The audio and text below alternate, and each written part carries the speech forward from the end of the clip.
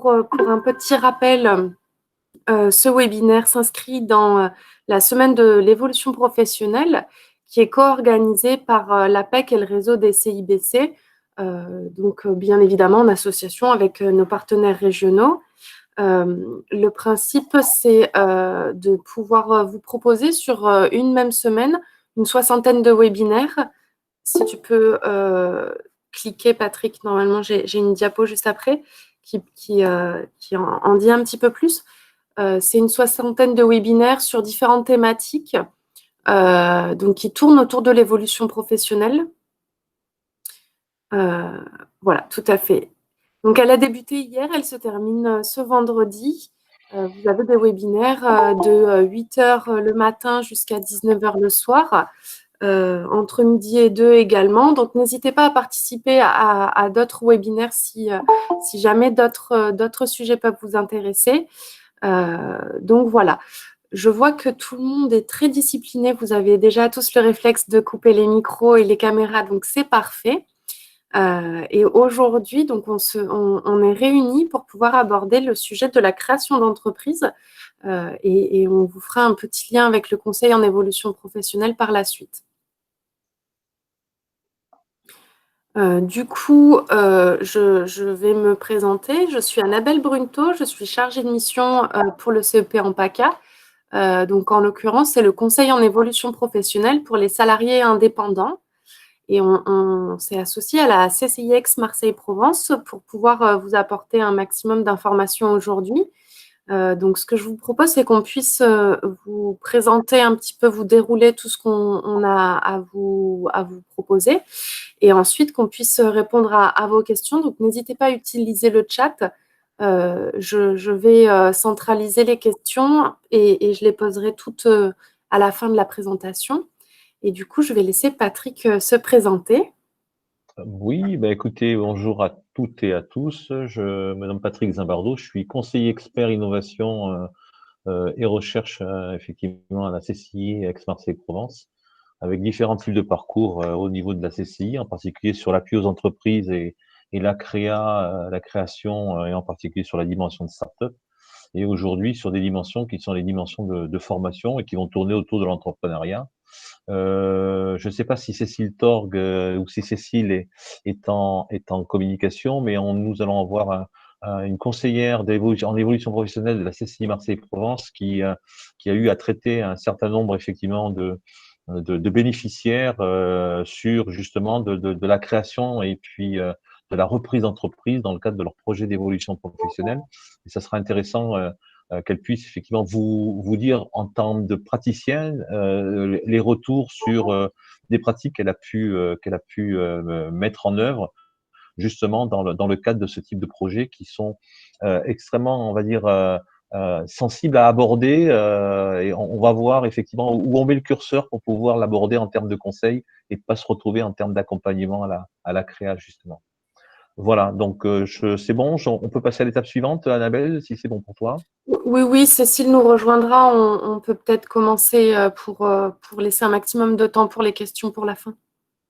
Voilà, donc aborder effectivement ce qu'est la création et son corollaire qui est aussi la reprise d'entreprise. C'est un environnement qui est un environnement assez particulier puisque l'objectif, c'est d'avoir une conjonction entre la dimension d'un porteur, d'un salarié qui se retrouve porteur d'un projet, et initialement d'une idée à projet, et puis justement de son projet à part entière, de son projet à part entière, et dans sa dimension de devenir chef d'entreprise. C'est basé aussi sur une approche qui est une approche qui est composée de différents types d'étapes où on peut définir de façon assez on va dire simple ces trois grandes dimensions. J'ai une idée, je construis effectivement mon projet et je la bascule ensuite dans la dimension qui est la dimension d'un véhicule qui va s'appeler l'entreprise et qui va répondre à des normes juridiques et financières. Et ces trois étapes-là vont correspondre à des logiques de maturité et dans lesquelles effectivement le créateur d'entreprise ou repreneur va être amené à valoriser ses compétences, va être amené à aborder un certain nombre de logiques au niveau du marché à travers d'études et de questionnaires, de mettre en place potentiellement des réflexions sur qu'est-ce que je vais être amené à proposer, comment je vais être amené à le vendre, et puis ensuite venir effectivement enfermer, encapsuler ceci dans des aspects juridiques, réglementaires et puis financiers pour commencer à modéliser ce qu'on va appeler son prévisionnel financier. Euh, Qu'est-ce que cela apporte effectivement à la dimension du conseil en évolution professionnelle, qui est une approche bien particulière où sur la dimension d'être un ensemblier et d'être un pédagogue, on reste quand même dans la dimension qui est la dimension du conseil. Et le curseur pour ne pas passer dans la dimension de diagnostiquer à proprement dit ce que serait le projet de créa d'entreprise, est pas si évidente que ça. L'idée qui est sous-tendue derrière cette approche-là au niveau du conseil en évolution professionnelle, c'est effectivement de regarder comment, à un moment donné, le conseiller en évolution professionnelle peut apprécier le caractère réel et sérieux du projet, sans pour autant y amener une évaluation quelconque en termes de diagnostic, y compris sur des éléments qui vont être effectivement des éléments quantifiés. Il va y avoir un aspect qualitatif et un aspect quantitatif. Et justement, l'ensemble de l'approche, c'est de regarder comment on peut mettre le curseur pour apprécier, je dis bien, cette dimension de maturité, qui est la maturité effectivement du projet de création. Ben voilà, c'était le rôle du CEP tel que j'étais en train de vous le on va dire de vous le diffuser. La première chose qui est importante, c'est de parler effectivement donc du bénéficiaire, du porteur. Devenir chef d'entreprise ou être porteur de projet, c'est avant toute chose, avant de tomber dans une dimension purement, on va dire, systémique ou analytique du projet, c'est avant tout une logique qui est une logique basée sur l'état d'esprit et la manière dont une personne peut être amenée à mettre en œuvre un certain nombre de modes de fonctionnement et en particulier sa capacité à prendre un risque. Créer une entreprise, c'est pas si évident que ça, surtout dans le contexte qu'est le contexte actuel. La dimension qui est la dimension de sa capacité à effectivement être créatif et à prendre l'initiative et à anticiper, être proactif, quelque chose qui est à aborder en termes de logique au niveau du créateur et des échanges que vous allez pouvoir effectivement avoir avec lui. Sa capacité qu'on va focaliser sur la dimension de force de conviction, que j'appelle plutôt moi la logique de savoir raconter son histoire et de savoir projeter son histoire au niveau on va dire, d'un projet de création.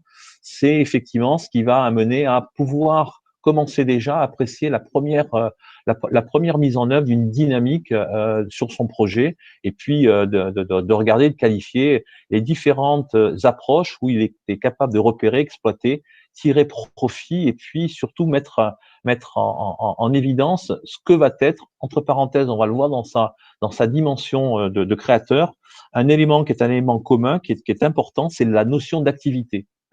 Je vais être assez réducteur, mais une activité que vous venez faire véhiculer dans une norme juridique et une norme financière, eh ben vous avez commencé déjà à modéliser ce qui est un projet de création d'entreprise.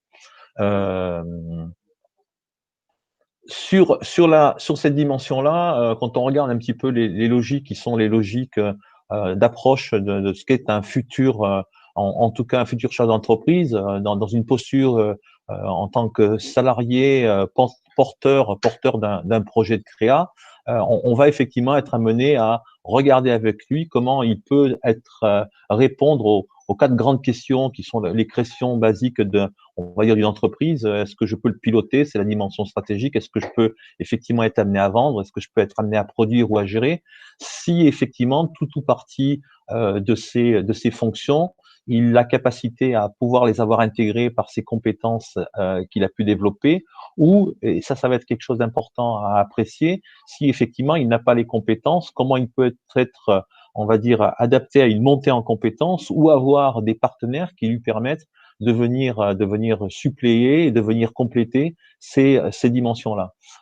Les logiques de gestion, de communication, de vente et d'approche métier c'est vraiment ce qu'il faut effectivement essayer de faire émerger et de pouvoir apprécier en termes de notion de maturité.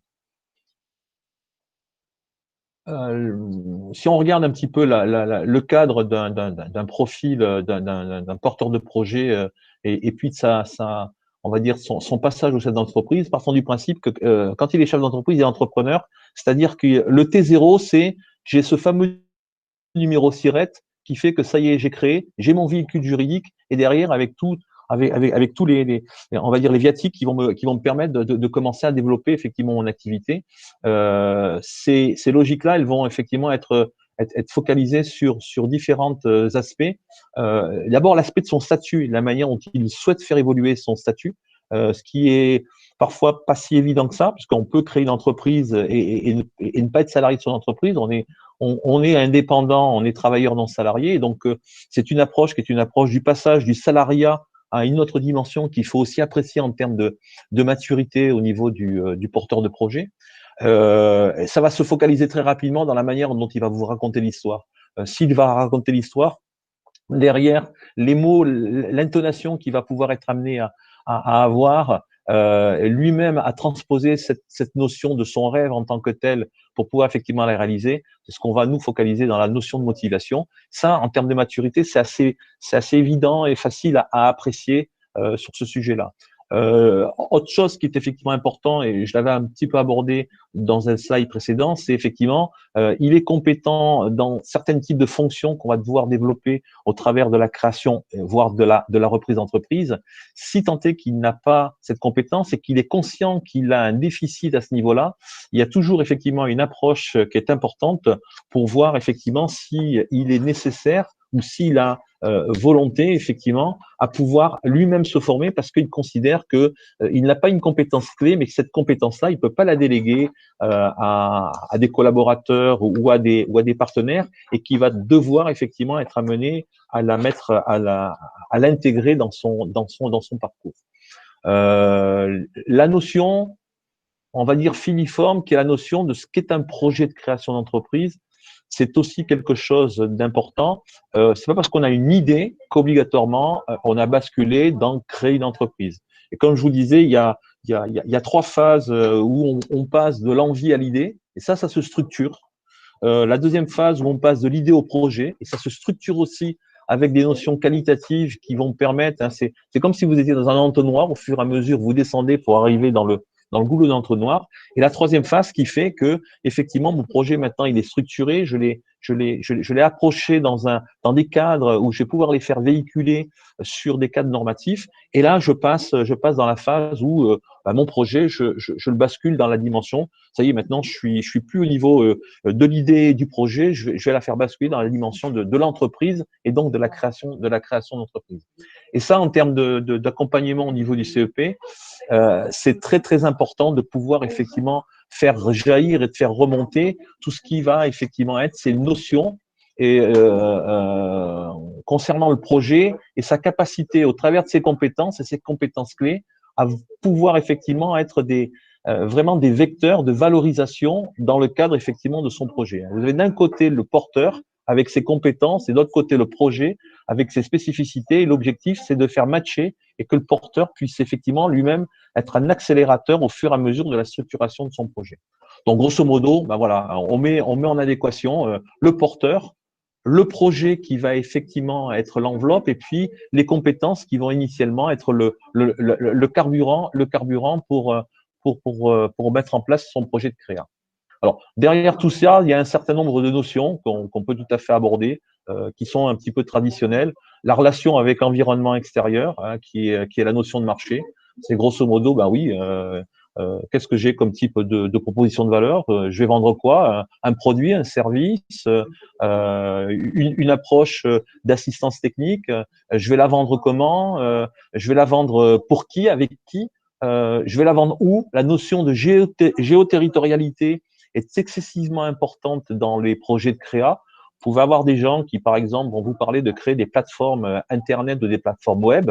sur le principe même d'une plateforme web, la géolocalisation des gens qui vont venir consommer, elle est dans le monde, dans le monde entier, quoi.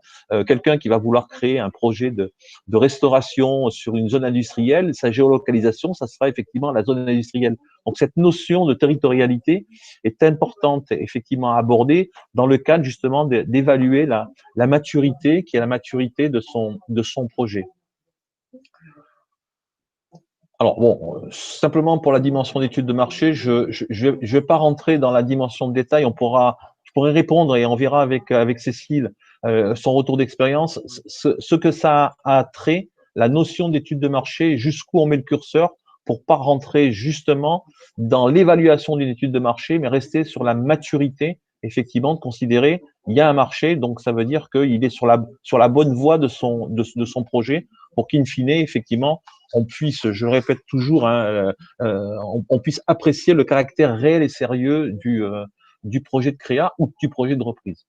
Deuxième logique qui est assez importante à regarder en termes de création d'entreprise, c'est effectivement cette logique du statut 2 à deux niveaux, du statut effectivement de l'entreprise, ou en tout cas du véhicule juridique, personne morale de l'entreprise, et du statut 2, qui sera le statut effectivement du porteur à l'intérieur de ce véhicule juridique. Là aussi, sans pour autant rentrer dans le détail et effectuer un diagnostic, avoir à qualifier la maturité du porteur de projet, à avoir pensé, à avoir regardé les différents types de statuts en adéquation avec certains projets.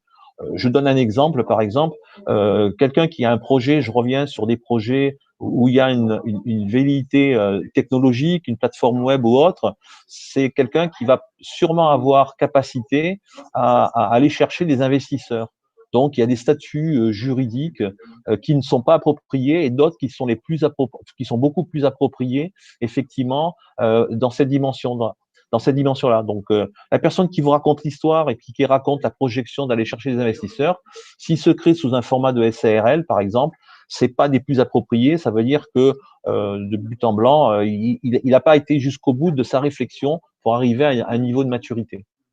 Donc derrière tout ça, il y a effectivement aussi un impact qui va être un impact aussi du dimensionnement de son entreprise et de la manière dont il va se mettre en relation avec le marché et dont il va effectivement quantifier son volume de revenus et la manière dont il va effectivement être amené à faire son revenu. On traduit ça en chiffre d'affaires, mais je préfère parler dans un premier temps de revenus au niveau du porteur de projet. Grosso modo, il n'y a pas de forme idéale, quoi. Ça va dépendre du contexte, ça va dépendre de la stratégie à proprement dit du porteur pour déterminer quelle va être, on va dire, la forme ou les formes les plus idoines pour pouvoir projeter son projet. Entre parenthèses, là aussi, il peut tout à fait faire évoluer et pouvoir considérer, par exemple, qu'un projet trop ambitieux n'a pas besoin d'avoir des investisseurs à un moment donné. Donc, une structure comme la SAS, par exemple, est plus appropriée et donc porteur revient à quelque chose qui est plus dimensionné et il va choisir une autre structure plus appropriée. Voilà, des petits dessins qui vont, en tout cas, qui vont vous permettre de regarder un petit peu la manière dont les choses doivent aussi s'aborder dans cette notion de maturité. C'est savoir apprécier la séparation entre ses biens personnels, son patrimoine et le patrimoine effectivement de l'entreprise. Là aussi, toujours pareil, sans pour autant rentrer dans un diagnostic, une évaluation à proprement dit, quelqu'un qui va avoir effectivement accès à créer une personne morale avec une logique qu'on va appeler de fonds propres, où il va mettre un capital en tant que tel, il faut qu'il soit conscient, par exemple, qu'une fois qu'il a mis de l'argent en numéraire dans son entreprise, en tout cas dans son futur projet d'entreprise, c'est un patrimoine numéraire qui n'y appartient plus, ça va appartenir à l'entreprise. Et donc, avoir une approche avec lui pour le questionner sur cette dimension-là, ça permet aussi d'approcher et puis d'apprécier son niveau de maturité en termes de projet de création. Je reviens sur l'importance de ces notions de stature juridique parce que ces notions de stature juridique vont être amenées à conditionner lorsqu'on va être dans la fin de la phase de la structuration, vont conditionner effectivement ce qui va être la quantification et la normalisation de son projet. Là aussi, c'est important de regarder et d'apprécier son niveau de maturité sur, par exemple, sa responsabilité concernant les apports dans la société, mais aussi sa responsabilité en termes de logique, de pilotage de son entreprise, la capacité dont il va avoir à apprécier son régime social, est-ce qu'il va se salarier d'entreprise ou pas, ça fait partie effectivement on va dire d'une enveloppe à approcher, toujours pareil, hein, sans pour autant porter une évaluation, simplement avoir attrait à une appréciation de savoir où il en est de la structuration et sa maturité. En finalité, je vous proposerai un genre de petite échelle qui permet effectivement de regarder de façon graduée comment on peut être amené justement à apprécier ce niveau de maturité. C'est quelque chose qu'on a assez réfléchi au niveau du CEP PACA à un moment donné pour essayer de trouver un genre de référentiel qui permet un petit peu d'avoir ce type d'approche. Savoir aussi que au niveau de la création d'entreprise, vous êtes confronté à un environnement et à un écosystème en France et en fonction des régions d'ailleurs qui n'est pas obligatoirement le même. Hein. Vous avez beaucoup une multitude d'aides financières pour créer et pour reprendre des entreprises. Alors quand je dis des aides financières, elles sont financières et sociales. Hein. L'ensemble des aides sont assez importantes. Vous avez des sites qui sont dédiés d'ailleurs et qui recensent et qui qualifient l'ensemble de ces aides. Il y a un site qui s'appelle les-aides.fr et qui recense quasiment une multitude d'approches et d'aides et qui peut vous permettre en termes informationnels aussi de l'accompagner sur ces dimensions-là. Sur ces logiques d'aide, il est important de qualifier, je dis bien de qualifier, en termes de son approche de maturité, qu'il a bien conscient qu'une aide, ce n'est pas un droit, mais c'est une potentialité qu'il doit activer à un moment donné de ces différentes étapes de projet. Et que derrière ces aides-là, il a tout un écosystème qui est aussi un écosystème d'accompagnement. Et le CEP, le Conseil de révolution, justement, c'est aussi de lui faire transmettre un message et qui est de lui dire attention, un projet de créa, c'est une aventure qui est hyper sympathique et qui est hyper prenante, mais il est important de se faire accompagner. Les projets qui sont accompagnés sont des projets qui ont vocation à avoir, on va dire, une capacité à perdurer, à contrario de projets qui n'ont pas obligatoirement été accompagnés. Donc, avoir une connaissance via vos territoires de l'ensemble des organismes qui sont là pour effectivement accompagner les porteurs de projets, les réorienter à un moment donné en fonction de l'appréciation que vous avez pu avoir au niveau de la maturité du projet, est quelque chose qui était quelque chose d'assez essentiel en tant que tel. Si on doit venir effectivement sur ce qui va être la focalisation, ce qui est demandé la plupart du temps, et là c'est délicat à approcher, c'est ce fameux entre parenthèses un document qui est le document final qu'on appelle le business plan. Attention, le business plan c'est un document qui va recenser tout l'analytique et qui doit permettre effectivement, en particulier à des financeurs, d'apprécier la capacité à se dire on finance pas le projet, on y va ou on y va pas, mais qui ne peut être construit que si initialement le porteur de projet a réussi et a monté ce qu'on appelle son modèle économique, ce qu'on appelle son business model. Il y a deux notions. Il y a la notion de business model. C'est une approche systémique. C'est grosso modo, je vous raconte l'histoire et je vous raconte comment effectivement mon activité, c'est quoi son mécanisme et comment ce mécanisme-là, je vais le qualifier. Et une fois que ça c'est qualifié, il est très facile de passer à l'analytique. Et là, le business plan avec ces fameux documents qui sont les comptes de résultats, bilan prévisionnel, plan de financement, qui est les documents que je considère comme étant le plus important pour apprécier un petit peu la maturité après du porteur de projet. C'est assez facile à passer dans ce cas de figure-là, puisque on passe d'une approche systémique à une approche analytique. Et dans un compte de résultats, dire que je vais faire 200 000 euros de chiffre d'affaires et mettre ça dans un tableau Excel, ça n'a pas de sens si vous ne savez pas raconter, en tout cas si le porteur de projet ne sait pas raconter l'histoire du mécanisme qui va lui permettre de faire 200 000, 2 millions d'euros de chiffre d'affaires. Et ça, c'est un vecteur assez important de l'appréciation justement de la maturité de son projet, de la manière dont il l'a réfléchi, pensé, modélisé, structuré, et puis, on va dire, enfermé pour le faire véhiculer dans les normes juridiques et financières. Donc, grosso modo, je ne vais pas être plus long, mais en résumé, si on doit regarder un petit peu les étapes d'un projet de création d'entreprise, le truc je l'adore, ça, c'est bing bang boom. Donc, ça veut dire que, avant toute chose, un projet de créa, que ce soit pour monter un commerce ou que ce soit pour monter une start-up technologique, c'est un projet qui, par excellence, est complexe. Cette complexité-là, on peut effectivement être amené à l'apprécier et à la représenter. Elle va effectivement être axée sur trois vecteurs essentiels. Le porteur. Sans porteur, il n'y a pas de projet. Le projet à proprement dit, parce que c'est une notion de structuration qui doit permettre d'évaluer au fur et à mesure de l'avancée et des phases du projet que il monte en maturité. Et puis, dernier point, effectivement, ce qui va être la projection et le véhicule, c'est-à-dire la combinaison entre le porteur et puis son projet qu'on va appeler l'entreprise, tout simplement. Donc voilà.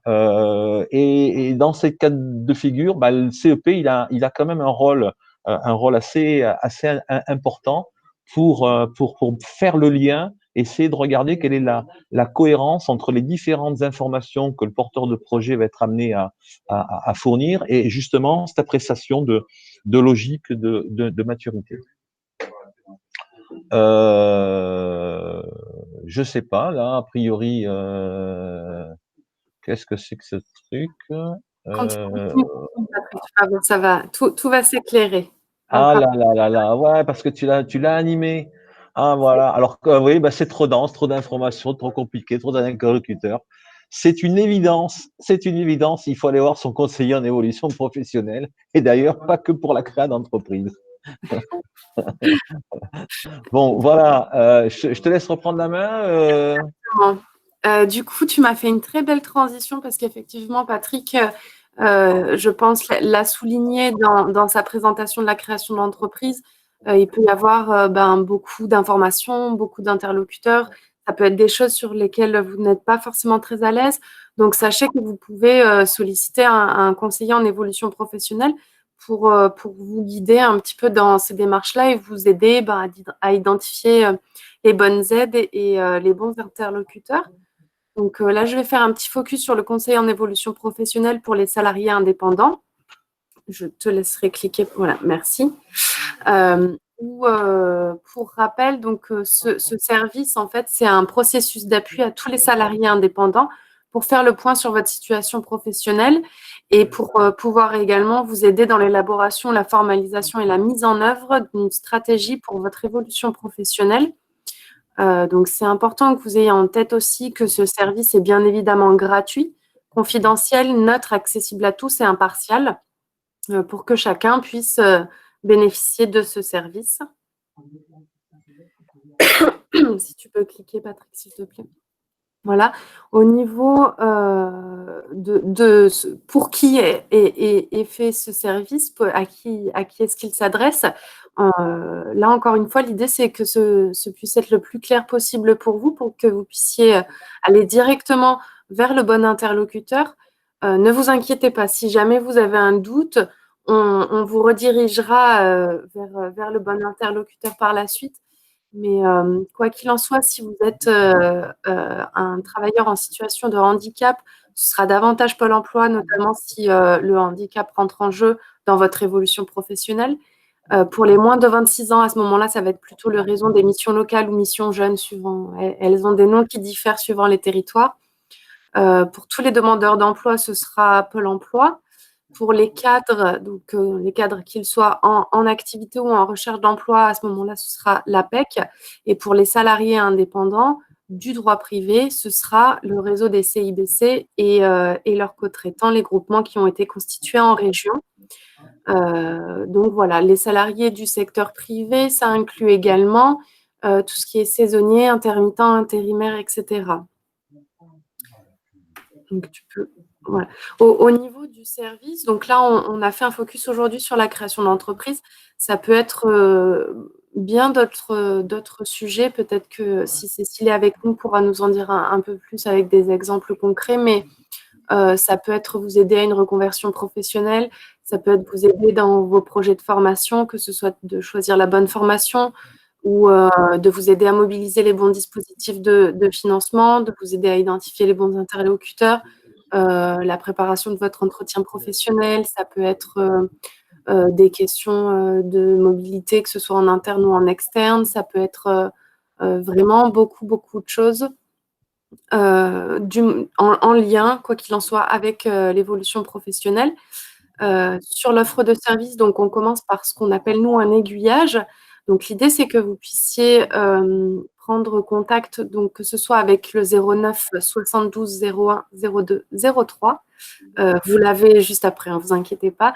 Donc voilà, exactement. Par ce numéro ou via le site internet, vous prenez un rendez-vous avec un conseiller, où là, vous commencez par un premier rendez-vous où on fait une sorte d'état des lieux, j'ai envie de dire. On fait le point un petit peu sur votre situation, votre besoin, vos attentes, votre demande, etc.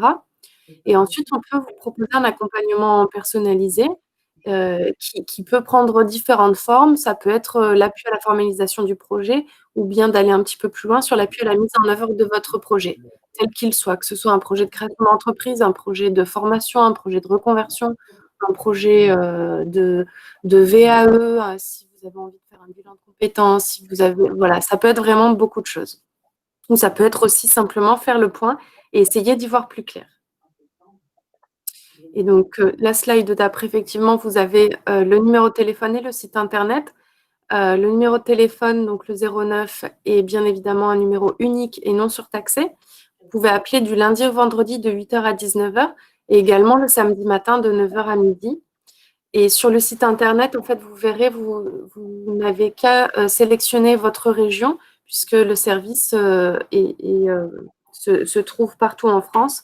Et l'idée, c'est que vous puissiez prendre un rendez-vous au plus proche de chez vous.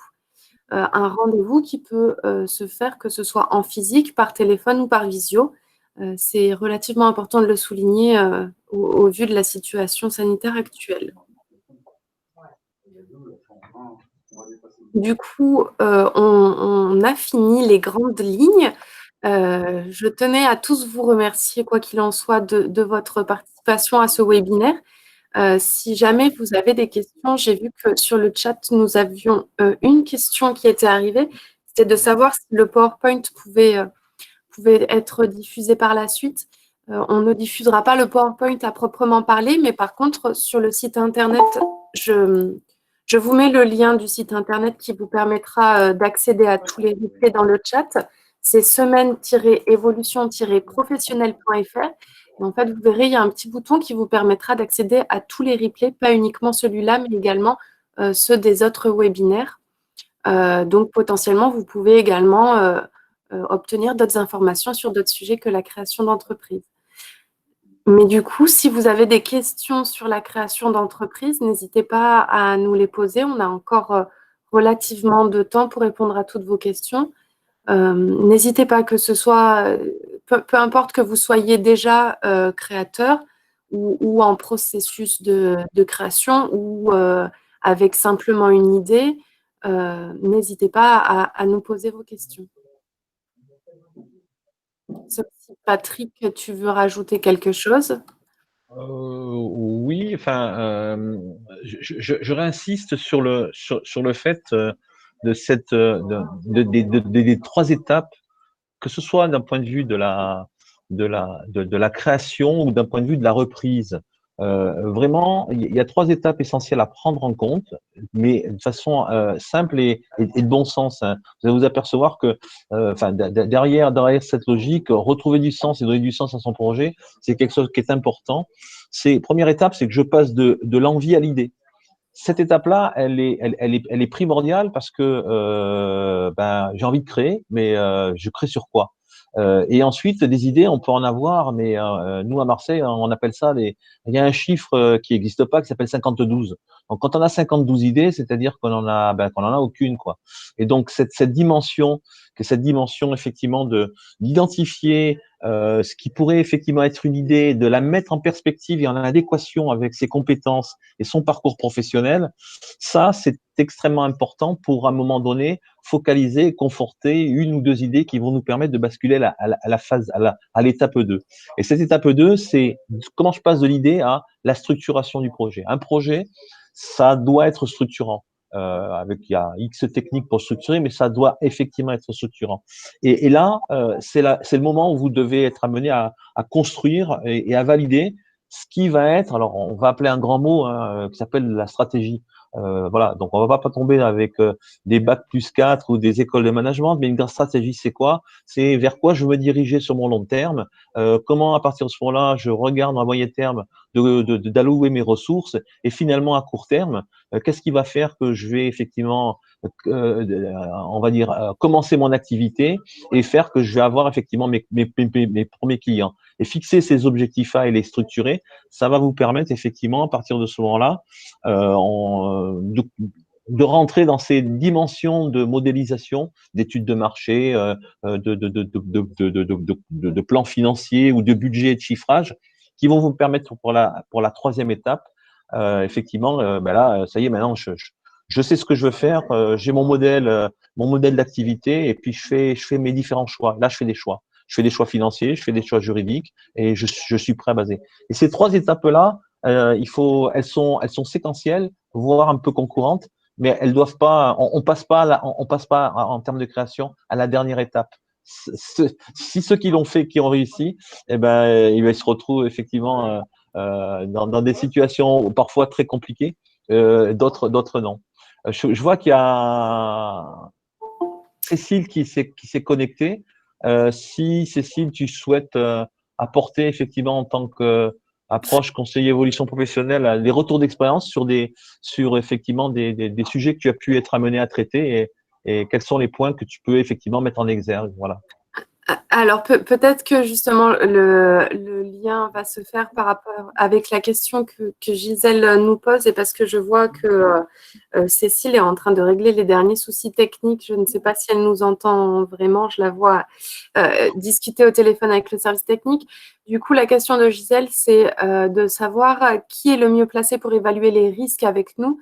Est-ce le conseiller en évolution professionnelle ou bien l'expert comptable? Gisèle, je vais dire potentiellement les deux, et plus on a de versions différenciées de l'approche du risque, et mieux c'est. In fine, le risque, c'est ni le CEP ni votre expert comptable qui va le prendre. Hein. Le seul et unique personne qui prend un risque, et le risque zéro n'existe pas, c'est vous. Toujours pareil, le conseil en évolution professionnelle, il va être là pour être entre parenthèses tiers de confiance sur la notion de maturité de votre projet. Le projet est structuré, il a bien effectivement avancé, il a bien passé toutes les étapes, et en partant du principe que la maturité, elle est la plus, on va dire, dense possible, on a commencé à minimiser effectivement le cadre du risque.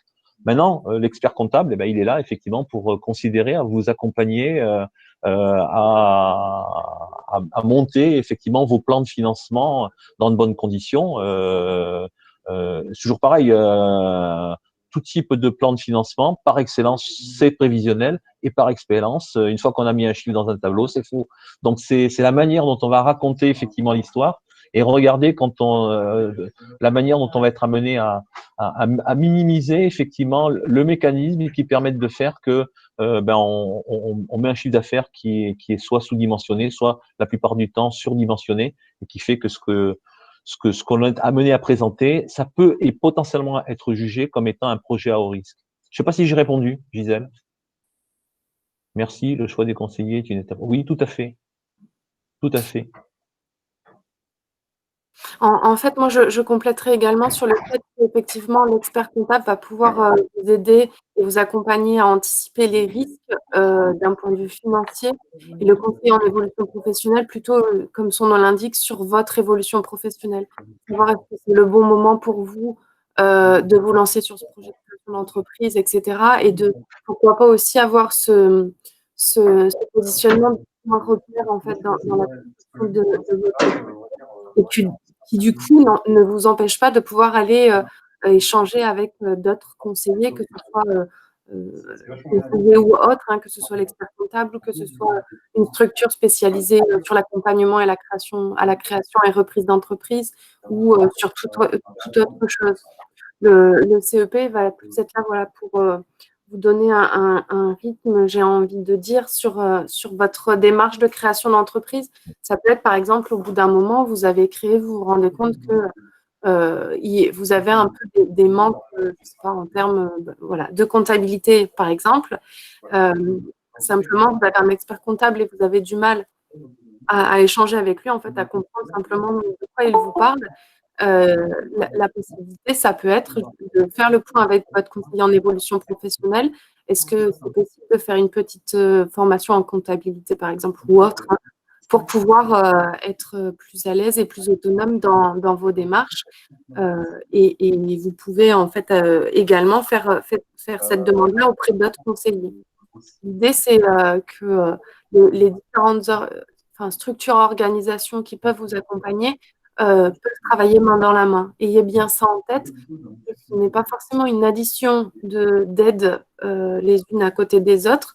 Ça peut être en totale complémentarité et de pouvoir vraiment articuler le travail de tout le monde. Je termine sur ce que dit Annabelle, puis après je laisse la parole à Cécile. Je la vois, Cécile, elle pense. Il est important. Vous avez plein de petites formations à 2, 3 jours, 5 jours qui sont existantes concernant la créa. Attention, proportion gardée. Quand vous faites ces formations, ça ne veut pas dire qu'une fois que vous avez terminé les formations, vous êtes, ça y est, des top niveaux pour être des créateurs. Simplement, ces formations, elles ont capacité à ce que j'appelle moi défricher cette notion-là et de vous positionner sur la bonne voie de la dimension effectivement de la création d'entreprise. N'hésitez pas potentiellement à mobiliser ce qui peut être des CPF ou autres. Ces formations n'ont pas obligatoirement un coût qui est extrêmement onéreux et la plupart du temps, les gens qui sont passés par ces formations-là ont redécouvert eux-mêmes parfois leur capacité, leur potentialité et puis la manière dont ils font évoluer aussi leur projet. C'est ça.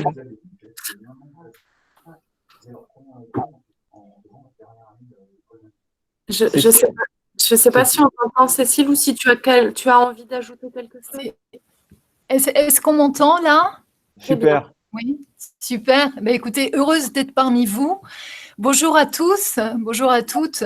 Je suis désolée du retard et de la connexion. J'ai pu comprendre ce sur quoi vous étiez arrêtés. Et mon intervention va consister en un témoignage, un retour d'expérience et surtout sur les pratiques que je mets en place. Ça vous aidera peut-être à toutes à définir un peu mieux le rôle du conseiller en évolution professionnelle. Voilà. Alors, dans un premier temps, pour vous donner un ordre d'idée, viennent à moi différentes personnes avec des niveaux de familiarité concernant la création d'entreprises très divers, des gens avec des idées très différentes. Ça peut aller par exemple du cadre bancaire qui travaille, qui dirige le service micro-entreprise, délivrance de crédit aux nouveaux investisseurs. Donc, vous devinez comme moi quelqu'un qui est parti. Et ce monsieur décide de se lancer pour créer son association de services à la personne. Voilà. Donc, ça, c'était un projet comme un autre qu'on va recevoir dans le cadre du CEP, du Conseil en évolution professionnelle.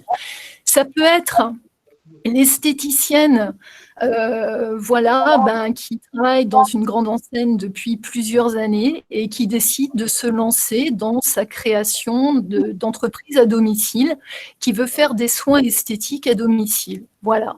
Ça va aussi de la sophrologue, l'ancienne RH, qui veut se lancer en tant que sophrologue et qui va venir nous voir pour questionner sur toutes les questions, tous ces futurs statuts, etc., etc. Pour le moment, je vous présente juste les genres de projets qui viennent à nous et j'en oublie énormément. J'essaie de vous donner, je ne peux pas tous vous les citer, mais j'essaie de vous donner comme ça différents exemples pour que vous ayez un ordre d'idée. Donc, quand ces personnes se présentent à nous, en tout cas, moi, en ce qui me concerne, et mes collègues font probablement la même chose, on va questionner, on échange. Et c'est là où se jouent beaucoup de choses. Le double regard, la concertation, ensemble. On réfléchit. Et j'insiste sur le ensemble, parce que c'est vraiment ça, le conseil en évolution professionnelle. C'est un double regard qui est très important. Et petit à petit, on va voir la personne s'interroger, se confronter à une forme de réalité. on va questionner sur tout, sur son futur. Est-ce qu'elle a envisagé les statuts? Comment elle intègre son futur projet de création d'activité dans sa vie privée, par rapport à sa famille, par rapport à tout ça? Comment elle va? Est-ce qu'elle est au fait de la réglementation? Où en est-elle de son étude de marché? Donc ça, c'est des grands points, hein, qu'on va évidemment aborder. Il y aura aussi le chiffrage, hein, tout ce qui est donc comptabilité. Et on va questionner tout ça. Et à partir de là, on va définir, on va deviner un niveau de maturité, un niveau d'avancement du projet. Et en fonction, c'est toujours un conseil très personnalisé, très adapté à la personne, hein, qu'on apporte. Et en fonction, peut-être que la personne aura besoin de rencontrer des acteurs de terrain, pardon. Ça peut être des réunions d'information collective, ça peut être des accompagnements, ça peut être un expert comptable, ça peut être un spécialiste, un avocat, un spécialiste de la création d'activités. C'est plein de choses comme ça assez différentes et qui correspondent en général à la demande de la personne. Voilà, est-ce que j'ai été claire dans cette présentation vraiment freestyle? J'arrive sur le fil. Je pense que si vous avez des questions pour un peu mieux cibler votre demande, c'est avec grand plaisir, je vais essayer d'y répondre s'il nous reste du temps. Alors, je n'ai pas vu d'autres questions arriver. Quoi qu'il en soit, il nous reste encore une dizaine de minutes, donc n'hésitez pas si vous avez d'autres questions. Peut-être que je vais faire le lien avec un dispositif qui peut soulever justement des questions, qui peut répondre à certaines. Dans le cas où je ne sais pas exactement quels sont vos profils et vos statuts à tous, je soupçonne que certains sont déjà créateurs et d'autres ont le projet et donc sont potentiellement encore en poste. Je vais faire le lien avec le dispositif démissionnaire qui peut permettre, dans certains cas et sous certaines conditions, de démissionner pour créer ou reprendre une entreprise et vous permet, donc j'insiste, hein, sous certaines conditions et dans certains cas, de toucher les allocations chômage pour pouvoir vous lancer sur ce projet-là. Donc voilà, sachez que c'est un dispositif qui est relativement récent et les conseillers en évolution professionnelle peuvent vous aider à identifier si ce dispositif est effectivement le plus adapté à votre situation et peut également vous accompagner dans la formalisation en fait de cette demande de dispositif. Si je peux me permettre, Annabelle, Oui. je ne sais encore pas ce qui a été dit auparavant. Si certains d'entre vous ont déjà des idées de projets en tête, il y a cependant quelque chose, sait-on jamais, que je pense qu'il est important de savoir. J'observe souvent dans mon bureau, dans l'intimité de mon bureau, des personnes qui ont très envie de se lancer. Beaucoup de personnes ont des projets qui touchent au bien-être, le secteur du bien-être. Voilà, juste, ce sont de très beaux projets, ce sont des voies absolument importantes et il y a énormément de choses à faire dans ce secteur. Par contre, je me permettrai d'attirer votre attention sur un point au préalable qui est de vous poser la question à toutes celles ou tous ceux qui ont ce genre de projet, quelle est ma propension, ma disposition à monnayer mon service, c'est-à-dire à attribuer une valeur monétaire au projet de création qui est à venir. Voilà. Si peut-être ça fait écho à certains d'entre vous, mais ça, c'est une vraie question sur laquelle je vous invite énormément à réfléchir. Voilà. Et qui va peut-être vous ouvrir beaucoup d'autres perspectives, d'autres horizons. Voilà. C'était mon petit point du jour.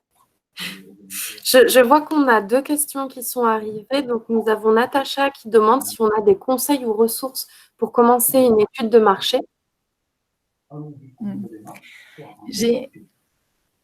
Patrick? Oui, j'étais en train de répondre à la question, qui était. J'imagine que ces formations me permettront de mieux comprendre les interlocuteurs. Donc, je vous Ah mettrai oui. les quatre petits points qui vont argumenter un petit peu le sujet. Concernant effectivement des conseils ou des ressources pour commencer son étude de marché. Ce qui est important dans une étude de marché, et j'avais fait un petit point là-dessus, c'est de savoir à quel type d'environnement marché vous allez effectivement être amené à être confronté. Et avant de parler de segments cibles qui vont effectivement être vos clients, et on va déterminer sur la logique de client, c'est quoi de façon basique un profil de client, avec deux approches très simples, c'est de savoir où va être géolocalisée votre activité. Je vous prends un exemple de projets qui ont pu être traités dans le passé. On a traité des personnes qui avaient comme projet de monter la restauration rapide sur une zone industrielle. Nous, du côté d'Aix-en-Provence, on a une superbe zone industrielle qui s'appelle la zone des Milles. Et cette personne-là s'est dit, je vais réaliser mon étude de marché de façon effectivement, aller trouver des cabinets de consulting pour savoir c'est quoi le marché, aller traiter des chiffres et puis la façon dont cette personne-là a choisi effectivement de le faire. Elle a simplement mis sur Google et elle a tapé restauration rapide dans Google Maps et elle a regardé sur la zone industrielle des Milles où est-ce qu'il y avait effectivement déjà des gens des activités qui étaient basées sur la zone industrielle des Milles. Elle s'est aperçue que sur la zone industrielle des Milles, il y avait 2 entreprises qui proposaient de la restauration rapide sur la zone industrielle des Milles. Moralité et conséquence. Elle a considéré, et là, elle est allée directement à l'essentiel, que la demande en restauration sur la zone industrielle des Milles, au vu du volume d'entreprises et donc de salariés, était nettement supérieure que l'offre. Donc, conséquence, son étude de marché, elle a été réalisée de façon très sommaire et très simple. Son seul enjeu, c'était de savoir où elle allait bien mettre son endroit, son lieu de restauration rapide, pour qu'effectivement, de façon, on va dire, qu'on appelle ça conviviale, elle ne soit pas à côté des 2 autres qui étaient situés. Donc ça, c'est une approche. C'est pour vous dire que commencer son étude de marché, c'est commencer par du bon sens par rapport au terrain où vous voulez effectivement être amené à la réaliser. Donc cette territorialité, elle est effectivement assez importante. Ensuite, concernant des ressources sur ces dimensions, comme toute étude de marché, vous avez la conjonction de 2 choses en termes d'approche et de méthode. Une approche qui peut être basée sur la logique documentaire et des données ou des informations. Vous allez pouvoir retrouver sur Internet. Rapprochez-vous des établissements consulaires. Ils ont beaucoup de données. Certains établissements sur les territoires ont même monté des systèmes qui vous permettent d'agréger des datas et de vous dire dans cette rue-là, il y a eu X commerces qui ont été montés si c'est par exemple un commerce et vous donner un petit peu les grandes tendances éventuellement des chiffres d'affaires. Donc il y a les organismes consulaires, que ce soit les chambres de commerce ou les chambres de métiers, ont capacité effectivement à vous fournir effectivement des ressources. Et puis ensuite, pour qualifier un petit peu la demande, n'hésitez pas à passer par une petite enquête sur le territoire pour valider qu'à un moment donné, effectivement, vous avez vos cibles clients qui sont présents et qui peuvent effectivement avoir une appétence pour être amenés à effectivement acheter votre produit. Je viens, comme je le vous disais tout à l'heure, sur la notion de client, il y a une notion qui est bien importante à considérer lorsque vous allez aborder votre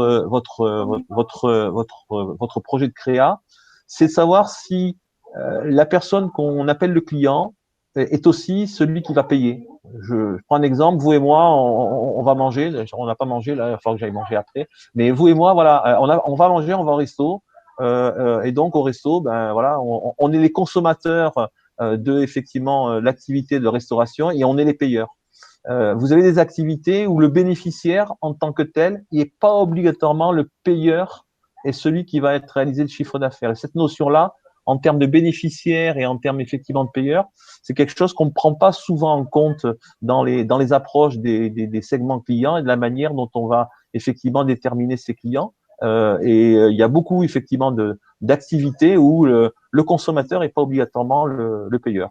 En l'occurrence, par exemple, la formation, c'est une activité assez particulière où vous allez avoir un mode on va dire, de rétribution pour ceux qui offrent des prestations de formation, où le bénéficiaire, par exemple vous allez pouvoir mobiliser votre CPF, mais si le coût de la formation est important, vous avez l'entreprise qui peut aussi mobiliser, puis vous avez ce qu'on appelle les OPCO qui peuvent mobiliser. C'est-à-dire que au niveau de cette dimension-là, on peut être confronté effectivement à différents types de payeurs, et ça doit s'aborder avec attention.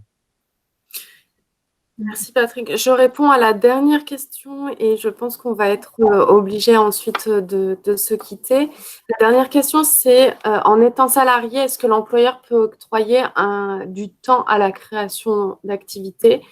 Je me permets de vous envoyer sur le chat justement le lien qui pourra commencer à répondre à cette question. Donc, comme à mon habitude, je vais vous répondre entre guillemets avec des pincettes. Tout dépend de votre situation et tout dépend de votre statut et de votre entreprise. En l'occurrence, il existe des congés ou des passages à temps partiel pour de la création d'entreprise lorsqu'on est salarié, mais c'est vraiment sous certaines conditions et dans certains cadres. Donc là, encore une fois, je vous invite à vous rapprocher d'un conseiller pour faire le point, vérifier que c'est bien le bon dispositif à mobiliser et être sûr que vous ne vous trompez pas. Voilà, en tout cas, je vous remercie tous de votre participation et un grand merci à Patrick et Cécile d'avoir animé ce webinaire. J'espère que ça aura éclairé un maximum de participants sur les projets de création ou de reprise d'entreprise.